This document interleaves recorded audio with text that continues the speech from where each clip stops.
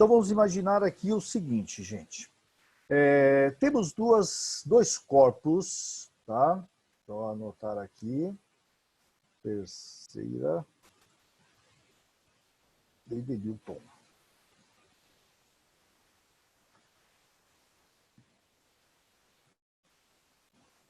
Ação e reação. Tá bom? Então essa aí é a nossa aula de hoje. Então vamos imaginar o seguinte, nós temos duas esferas. Nós temos aqui uma esferinha que nós vamos chamá-la de A, e nós temos aqui uma outra esfera B.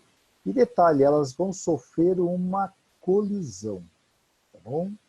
Elas vão sofrer uma colisão, uma vai bater na outra, ok? Então a esferinha A vai aplicar uma força na esferinha B. Então, o que vai acontecer quando A aplica uma força aqui em B? Então, provavelmente, o B, se estiver, por exemplo, parado, né, vai se movimentar para a direita. Aliás, vamos fazer assim, vamos mudar. Eu vou colocar aqui, primeiramente, o seguinte, ó. Eu vou colocar aqui, a esferinha A, ela está em movimento, enquanto a esferinha B está parada, tá? Beleza. Então vamos pensar assim. Não é uma esferinha, né? Ia saber, mas tudo bem. Então essa esferinha B está parada, ok? Enquanto que a esferinha A, ela tem um movimento, digamos, para a direita, com uma velocidade, vamos colocar um valor de velocidade, 6 metros por segundo. Tá bom? Aí o que acontece quando a esferinha A chega na esferinha B? Então, a esferinha A, ao entrar em contato com a esferinha B, ela vai então trocar força com a esferinha B. Não é isso? Vamos lá.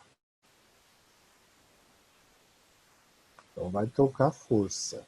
Então, nós vamos ter o seguinte, aqui está B, aqui está A.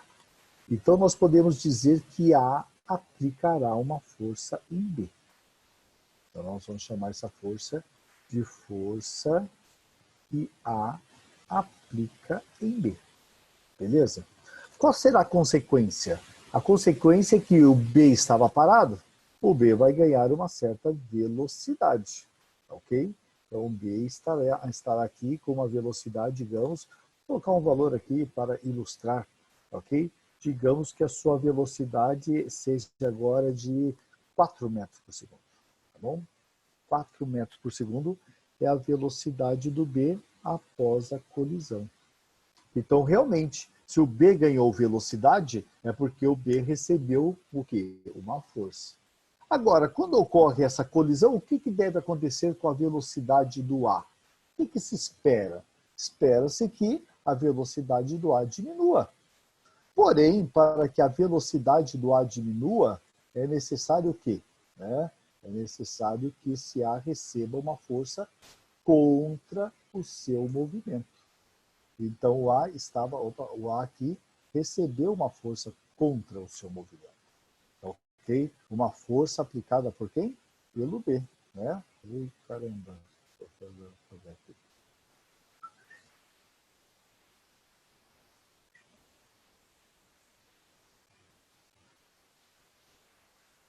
Beleza. Então o que acontece? Aqui nós tivemos uma força do B aplicada no A. De forma que esse A agora tem uma velocidade, digamos, reduzida. Digamos que agora o A esteja com uma velocidade de, sei lá, 2 metros por segundo. 1 metro por segundo. Eu vou colocar 1, porque senão você vai pensar que 4 metros por segundo saiu do A, foi para o B. Então, para você não ficar nessa dúvida, né, nesse pensamento errado, vamos colocar 1 aqui. Então, a velocidade do A é igual a 1 metro por segundo. É claro que essas velocidades após a colisão vai depender muito de quem? Das massas desses caras, né, do A e do B.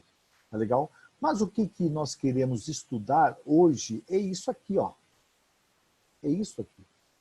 A força que foi trocada entre os corpos.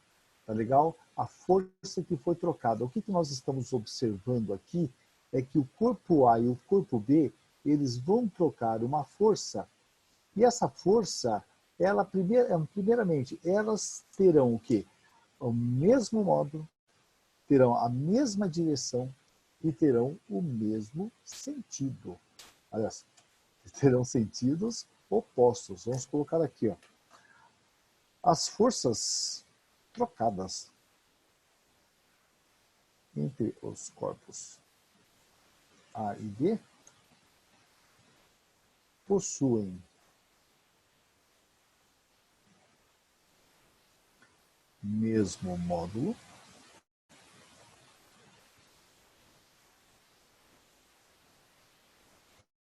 mesma direção, sentidos opostos. Tá ok?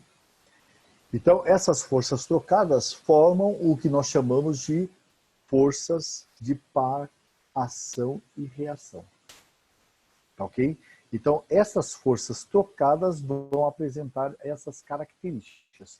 Agora, um detalhe extremamente importante, e muitas vezes nós acabamos não considerando, é o seguinte: a força que o A aplica no B é uma força aplicada no B, enquanto que a força que o B aplica no A é aplicada no A. Isso quer dizer que as forças de A em B e força de B em A são duas forças aplicadas em corpos diferentes. Ok? E como são aplicadas em corpos diferentes, elas não vão se anular. Ok? Então vamos colocar aqui, ó. As forças de ação e reação são aplicadas em corpos diferentes. E, por isso, vocês não vão colocar assim, por isso, não se anulam. Beleza?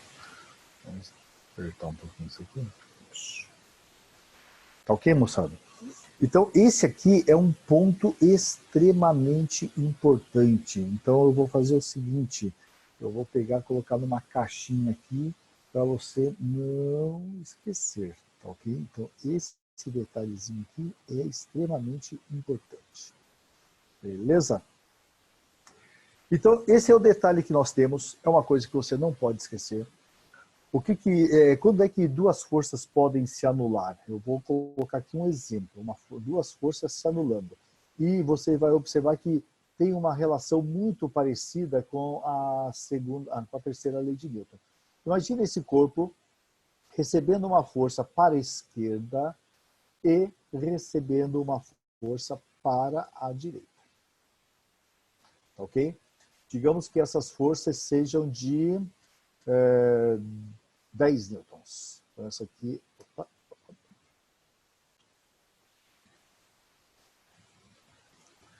Essa aqui é uma força de 10 newtons. E essa aqui é uma força de 10 newtons. Então, o que você vai observar? Ó, elas têm o mesmo módulo? Sim. Elas estão na mesma direção? Sim. Elas estão em sentidos opostos? Sim. Então, elas formam um par ação e reação? Não.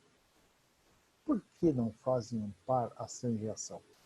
Como, por exemplo, peso e força normal num corpo. Porque ação e reação são forças aplicadas em corpos diferentes. Ok? Ação e reação são aplicadas em corpos diferentes. E nesse exemplo que eu estou dando aqui para vocês, esse cara aqui, o que acontece? São forças aplicadas no mesmo corpo. Tá bom? Beleza, moçada? Suave até aqui? Joia! Eu estou aqui agora que eu observei que eu estou falando aqui, olhando para a câmera, e a câmera estava desligada. Beleza. Então tá joia. Vamos lá então para os exercícios.